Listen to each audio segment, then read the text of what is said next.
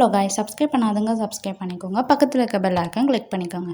Okay guys, நான் ஃபஸ்ட்டே வந்து க்ளே வந்து நீட் பண்ணிட்டேன்.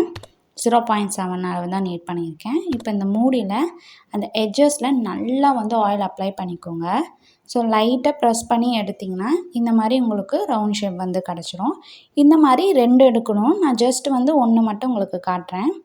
ஸோ அதுக்கப்புறமா எக்ஸஸ் இருக்க பார்த்தீங்களா, அதை மறுபடியும் நீட் பண்ணிவிட்டு மறுபடியும் ஸ்கேல் வச்சு நல்லா தேய்ச்சிக்கோங்க. நான் ஃபஸ்ட்டு வந்து இந்த மெத்தடில் தான் பண்ணேன்.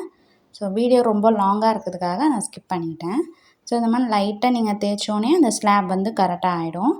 அதுக்கப்புறம் வந்து பார்த்திங்கன்னா இந்த மாதிரி குக்கி கட்டர் எடுத்து இந்த திலகம் ஷேப் இருக்கும் பார்த்திங்களா, அதை வந்து நான் நல்லா ஆயில் வந்து அப்ளை பண்ணுறேன், உள்ளேயும் வெளியும். ஸோ அப்படியே நீங்கள் வந்து லைட்டாக ப்ரெஸ் பண்ணி எடுத்திங்கன்னா அதில் வந்து மாட்டினா கூட நமக்கு இந்த பக்கம் ஹோல் இருக்கனால கரெக்டாக வந்துடும். ஸோ நான் ஃபஸ்ட்டு மூடி வந்து பார்த்திங்கன்னா இந்த பக்கம் ஹோல் கிடையாது, அதனால் நீங்கள் லைட்டாக ப்ரெஸ் பண்ணால் போதும். ஸோ அடுத்து வந்து பார்த்திங்கன்னா இந்த மூடி வச்சு நான் இன்னொரு ஷேப்பும் எடுத்துட்டேன். இப்போ வந்து லைட்டாக நீங்கள் தண்ணி வச்சு நீட் பண்ணணும். ஸோ இதுதான் வந்து நீங்கள் நெக்ஸ்ட் பண்ணுற ப்ராசஸ். அண்ட் என்னோடய க்ளே வந்து பார்த்திங்கன்னா ரொம்ப வெட்டாக இருந்துச்சு. ஸோ நான் வந்து நல்லா தண்ணி வச்சு நல்லா நீட் பண்ணிவிட்டேன். ரொம்ப சாஃப்டாக இருக்குது. அதனால் நான் என்ன பண்ணிட்டேன்னா ஃபஸ்ட்டு வந்து கொஞ்சம் ட்ரை பண்ணிவிட்டு அதுக்கப்புறமா தான் நீட் பண்ணுறேன். ஸோ செகண்ட் எடுத்துட்டதுக்கு அப்புறமா தான் நான் எல்லாத்தையுமே வந்து நீட் பண்ணிக்கிறேன். இப்போ வந்து பார்த்திங்கன்னா நம்ம டிசைன் கொடுத்துடலாம். ஃபஸ்ட்டு இந்த திலகம் ஷேப்புக்கெல்லாம் வந்து ஒரே டிசைன் தான் கொடுக்க போகிறேன். இப்போ இந்த மாதிரி மூடியில் நான் ஏற்கனவே திலகம் ஷேப் பண்ணிட்டேன்.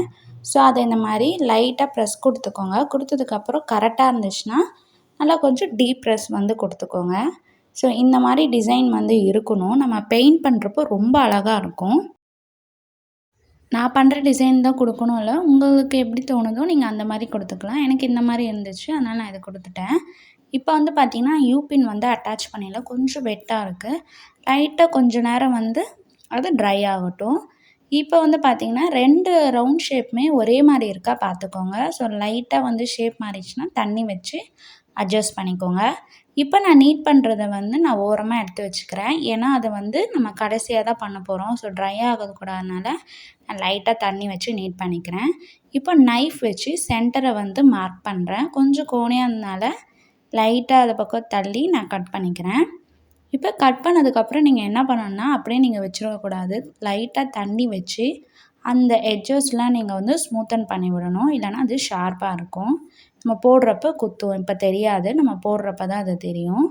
இப்போ வந்து பார்த்திங்கன்னா 2மே கரெக்டாக இருக்கா பார்த்துக்கோங்க. இப்போ பார்த்திங்கன்னா கோணையாக இருக்கிற மாதிரி இருந்துச்சு. ஸோ மேலே இருக்க ஷேப் வச்சு இப்போ பார்க்குறப்போ கொஞ்சம் அன்ஈவனாக இருக்குது. அந்த எக்ஸஸை மட்டும் நான் கட் பண்ணி எடுத்துட்டேன். ஸோ கட் பண்ணிவிட்டு அதையும் நீட் பண்ணி வச்சுக்கோங்க. இப்போ நம்ம வந்து யூபின் வந்து அட்டாச் பண்ணிடலாம். நான் மீடியம் சைஸில் தான் கட் பண்ணியிருக்கேன். அந்த யூபின் வந்து கொக்கி மாதிரி நம்மள வந்து வெளியே தெரியணும். ஸோ அந்த மாதிரி கட் பண்ணிக்கோங்க. நான் எல்லாமே ஒரே ஷேப்பாக வந்து கட் பண்ணி வச்சுட்டேன். அண்டு வந்து பார்த்திங்கன்னா 2க்கு தான் நம்ம கொக்கி அட்டாச் பண்ணோம். 2 வந்து இயரிங்ஸ். ஸோ அதுக்கு வந்து நீங்கள் அட்டாச் பண்ண தேவையில்ல. அண்ட் அட்டாச் பண்ணிவிட்டு அழகாக ட்ரை பண்ண வச்சுருங்க. இப்போ வந்து பார்த்திங்கன்னா இந்த சோக்கருக்கு சென்டரில் வந்து நான் டிசைன் பண்ணுறேன். ஃபஸ்ட்டு ரவுண்ட் வந்து மார்க் பண்ணிக்கோங்க. கரெக்டாக இருக்கணும். கரெக்டாக ஆனதுக்கப்புறம் லைட்டாக ஒரு ப்ரெஸ் கொடுத்திங்கன்னா அதில் வந்து ரவுண்ட் ஷேப் வந்து வந்துடும். இப்போ பாருங்கள், நான் லைட்டாக எடுத்து காட்டுறேன் பாருங்கள். ஏன் இந்த அளவு டீப்பாக பண்ணுறேன்னா ட்ரை ஆகிறப்போ நல்லாயிருக்கும். அண்ட் அதில் வந்து நான் பெயிண்ட் பண்ணுறப்போ ஸ்டோன்ஸ் வச்ச மாதிரி எனக்கு எஃபெக்ட் வேணும். அதனால் நான் இந்த மாதிரி பண்ணுறேன். அதோட கொஞ்சம் ஒரு மூடி எடுத்து நான் மறுபடியும் ஒரு ரவுண்ட் ஷேப் போட்டுக்கிறேன். அதுக்கப்புறமா நான் வந்து ஸ்டார் வச்சு பின்னாடி அந்த திலகம் ஷேப் மாதிரி வரும் இல்லையா, அதை ஃபுல்லாக நான் வந்து ஈவனாக ஒரு இடம் விடாமல் எல்லா இடத்துலையும் கொடுத்துக்கிறேன். கொஞ்சம் தப்பாகிடுச்சுன்னா லைட்டாக தண்ணி வச்சு நீட் பண்ணிக்கோங்க. ஸோ டிசைன் கொடுத்ததுக்கப்புறமா இந்த மாதிரி நீங்கள் சென்டரில் லைட்டாக அந்த குழி விழுந்த மாதிரி பண்ணிக்கோங்க. உங்கள்கிட்ட வந்து ப்ரெஷ் இருந்தால் நீங்கள் ப்ரெஷ்ஷில் பண்ணிக்கலாம். அதுக்கப்புறமா இந்த பெண்ணை எடுத்து ஃபுல்லாக இந்த மாதிரி டாட் கொடுத்துக்கிறேன். ஸோ இந்த பெண்ணில் கொடுக்குறப்ப கொஞ்சம் நல்லா இருக்குது. மற்றதுனா கொடுத்தா ரொம்ப குட்டியாக தெரியுது. இதில் கொஞ்சம் கொடுத்தா நீட்டாக இருக்குது. அடுத்தது வந்து பார்த்திங்கன்னா நான் யூபின் வந்து அட்டாச் பண்ணிக்கிறேன். நீங்கள் ஃபஸ்ட்டு ஏதாவது ஒரு இடத்துல வந்து நீங்கள் மார்க் பண்ணிக்கலாம். ஸோ சென்டர்லாம் ஒன்றும் அவசியம் இல்லை. 2ஆவதாக இப்போ அட்டாச் பண்ணுறீங்க பார்த்தீங்களா, அதுதான் கரெக்டாக இருக்கணும். ஸோ இந்த மாதிரி நைஃப் இல்லைன்னா நீங்கள் நைஃபோட நீங்கள் வந்து ஒரு ஸ்டிக்கு இல்லைனா வந்து ரீஃபில் வச்சு நீங்கள் வந்து மார்க் பண்ணலாம். ஏன் சொல்கிறேன்னா நைஃப் வச்சு மார்க் பண்ணிங்கன்னா பின்னாடி அப்படியே மார்க் வந்து விழுந்துடும். மேபி உங்கள் க்ளே வந்து ட்ரை ஆகிட்டு வருதுன்னா அப்படியே அந்த மார்க் இருக்கும். நீங்கள் தண்ணி வச்சு பண்ணாலும் போகாது. அதனால் நீங்கள் ஏதோ ஸ்டிக் வச்சு நீங்கள் மார்க் பண்ணிக்கோங்க. ஸோ ஓகே காய்ஸ், இப்போ சென்டர் வந்து நம்ம மார்க் பண்ணியாச்சு. இப்போ வந்து பார்த்திங்கன்னா இந்த ஆஃபாக கட் பண்ணேன் இல்லையா, அதுக்கு வந்து நம்ம டிசைன் கொடுத்துடலாம். நீங்கள் இல்லைனா இதே மாதிரி கூட நீங்கள் டிசைன் கொடுக்குறாம அப்படியே வச்சாலும் அது சூப்பராக தான் இருக்கும். இப்போ நான் என்ன பண்ணுறேன்னா இதுலேயும் வந்து சென்டர் இந்த மாதிரி லைன் வந்து வரைஞ்சிக்கிறேன். ஸோ நீங்கள் மார்க் பண்ணதுக்கப்புறம் நீங்கள் லைட்டாக வந்து தண்ணி வச்சு நீங்கள் அழிச்சிடலாம். இல்லைனா இதே கூட ஒரு டிசைனாக கூட நீங்கள் வச்சுக்கலாம். எப்படி வேணால் உங்களுக்கு டிசைன் கொடுக்க தோணுதோ நீங்கள் அந்த மாதிரி பண்ணிக்கலாம். நான் லைட்டாக மார்க் பண்ணதுக்கப்புறம் இந்த சைட்லேயும் அண்ட் இந்த சைட்லேயும் நான் வச்சுக்கிட்டேன், அதுதான் சென்டருன்ட்டு. ஸோ அந்த லைன்ஸை வந்து நீங்கள் ரப் பண்ணிடலாம். ஸோ அந்த லைன்ஸ் ஏன்னா அது வந்து க்ளே வந்து ட்ரை ஆகுறதுல வந்துருச்சு பொசிஷனில். ஸோ நீங்கள் வந்து இப்போ நீங்கள் மார்க் பண்ணிங்கன்னா அது அப்படியே இருக்கும். இப்போ நான் வந்து அந்த ஃபஸ்ட்டு மூடி கட் பண்ண பார்த்தீங்களா, அதை வச்சு இந்த மாதிரி லைன்ஸ் வந்து கொடுத்துக்கிறேன். கர்வ் ஷேப்பில் வந்து கொடுத்துக்கிறேன். ஸோ கொஞ்சம் டீப்பாக இருக்கணும், அது பார்த்துக்கோங்க. ஸோ கொடுத்ததுக்கப்புறமா லைட்டாக ஆயில் அப்ளை பண்ணி இந்த மாதிரி குழி சொன்னேன் இல்லையா, நீங்கள் வந்து ப்ரஷ் வச்சு கொடுத்துக்கலாம். ஸோ என்கிட்ட இந்த டூல் இருந்ததுனால இந்த டூல் வச்சு நான் கொடுத்துக்கிறேன். ஸோ கரெக்டாக எல்லா ஷேப்பும் ஒரே மாதிரி இருக்கான்னு பார்த்துக்கோங்க. லைட்டாக கோணையாக வந்துச்சுன்னா ஜஸ்ட்டு தண்ணி வச்சு நீங்கள் அட்ஜஸ்ட் பண்ணிங்கன்னா அது கரெக்டாக ஆகிடும். ஏன்னா க்ளே நம்ம டிசைன் கொடுக்குறப்போ கொஞ்சம் வெளியே வரும். இப்போ என்ன பண்ணுறேன்னு பார்த்தீங்கன்னா அந்த குழியெல்லாம் கரெக்ட் பண்ணதுக்கப்புறமா லைட்டாக அந்த எட்ஜஸையும் நீட் பண்ணிவிட்டு இப்போது நம்ம யூபின் வந்து அட்டாச் பண்ணணும். ஃபஸ்ட்டு நல்லா வந்து நீங்கள் பிளான் பண்ணிக்கோங்க எப்படி வந்து அட்டாச் பண்ணணும். ஏன்னா எல்லாமே வந்து வெட்டாக தான் இருக்குது. நீங்கள் லைட்டாக இழுத்தாலும் ஏதோ ஒன்று வந்து டேமேஜ் ஆயிரும். அதனால் நீங்கள் ஃபஸ்ட்டு சென்டர் வச்சுட்டு நல்லா ட்ரை ஆனதுக்கப்புறம் கூட நீங்கள் சைடில் வந்து கொடுத்துக்கலாம். அண்டு நீங்கள் சைடில் கொடுக்குறப்பையும் அந்த யூபின் வந்து கரெக்டாக இருக்கணும். அந்த சைடும் வந்து கரெக்டாக இருக்கிற மாதிரி பார்த்துக்கோங்க. இப்போ இந்த சைடு வந்து இந்த திலகம் ஷேப்லேயும் யூபின் அட்டாச் பண்ணி இந்த மாதிரி என் ஷேப்பில் நான் வந்து கொடுத்துக்கிறேன். ஸோ எப்போவுமே அந்த யூபின் மட்டும் மாற்றிடாதீங்க. மாற்றினீங்கன்னா உங்கள் ஜுவல்லரியே போச்சு, அந்த டிசைன் வந்து கரெக்டாக வராது. ஸோ நீங்கள் எப்போவுமே வந்து அந்த யூஎன் அதை மட்டும் மறந்துடாதீங்க.